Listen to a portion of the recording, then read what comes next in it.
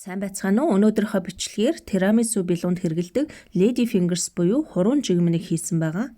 Ингээд эхэлцгээе. Орцонд маань 4 ширхэг өндөг 80 г сахар, 90 г гурил, 1 уут ванилийн сахар, 1 чимэх, давас орно. Эхлээд өндгөө шар цагаанаар нь ингээд салгачин, дараа нь өндөгний цагаан дээр давсаа хийгээд миксердэнэ. Ингээд баг зэрэг хөөсөрсний дараа сахарныхаа талыг хийгээд үргэлжлүүлэн хатуу хөөс шиг болтол нь миксердэнэ. Өндөгний цагаан маань ийм болсон байна. Одоо өндөгний шаран дээрээ үлдэгдэл сахараа, ванилийн сахараа хийгээд цагаартал нь миксердэнэ.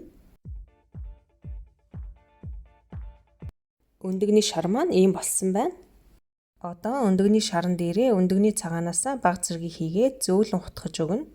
Ингээд үлдэгдэл бүх өндөгний цагаанаа хийгээд үргэлжлүүлэн зөөлөн хутгаж холино. Ийм болсон өндөгний зурмагн дээрээ гурлаа шигшээд мөн адил зөөлөн хутгаж холино.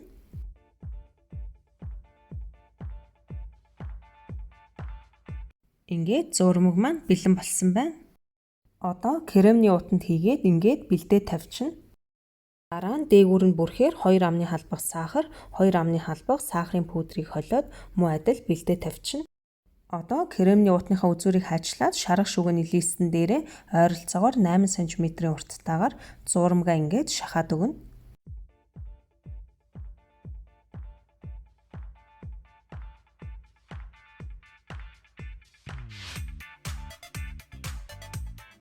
Одоо дээрээс нь сахараа шигшээ жигд хараагаад өгнө.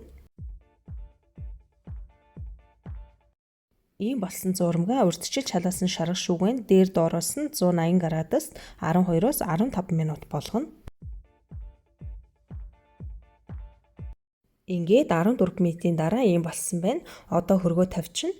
Дээр нь сахар цацахгүйгээр энгийнээр нь бас болгож болно. Яг энэ орцоор ойролцоогоор 60 ширхэг жигмэг гардаг байгаа. Ингээд Lady Fingers буюу хуруун жигмэг маань бэлэн боллоо. Асуулт гэвэл доор комент хэсэгт үлдээгээрэй. Амжилт хүсье. Дараагийн бичлэг хүртэл түр баярлалаа.